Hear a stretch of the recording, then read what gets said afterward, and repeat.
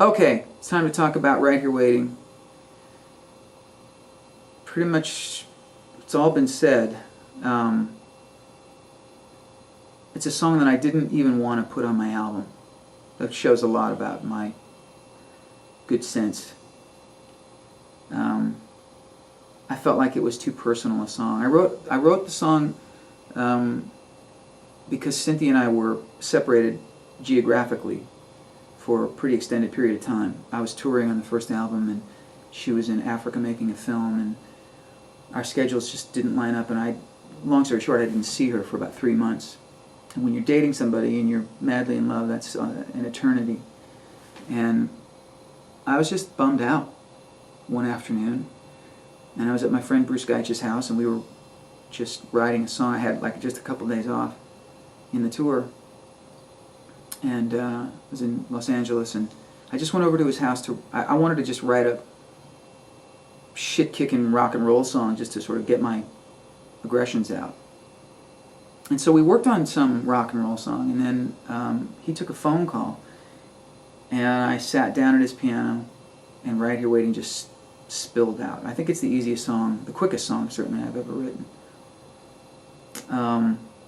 And so I just made up a little demo of it to send to her in Africa. And once she heard it, I really felt like that was all that needed to happen. And I had recorded this other song, which I was considering to be the ballad for the Repeat Offender album, which was a song called No Sleepless Nights that no one's ever heard. And it was finished and mixed, and I wrote it with my friend Fee Wayville, and so I didn't even consider recording Right Here Waiting. In fact, right around that time, Barbra Streisand had gotten in touch with me and asked me if I had a song that she could do. So I sent Right Here Waiting to her, because I wasn't going to do it. And she called me back and said, "Wow, I just love this melody, I love this tune, but I need you to rewrite the words, because I'm not going to be right here waiting for anybody."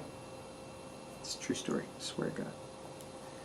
So because the song was pretty personal to me, I decided not to rewrite the lyrics. And then I just, the demo that I made for Cynthia, she played it for her friends, and some of my friends heard the demo, and people just sort of really reacted to the song in a way I'd never seen before with any song I'd ever written.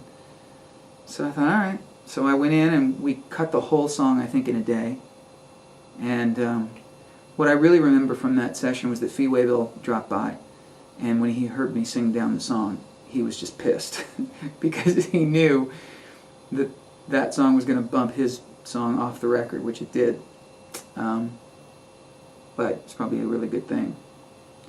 And the life that Right Here Waiting has taken on is a life of its own, and Cynthia and I were talking about it not too long ago, that something that started out as sort of our song doesn't really belong to us anymore. It's everybody's song. And one of the greatest compliments I can get is when somebody adopts one of my songs to their lives. And there have been a lot of soldiers overseas with the first Gulf War, because that was around when Right Here Waiting came out. It was a really, really big song between soldiers and their loved ones. And it turns out, 20 years later, with this war, that the same thing's happening, and I still get letters from soldiers and soldiers' wives and girlfriends all the time.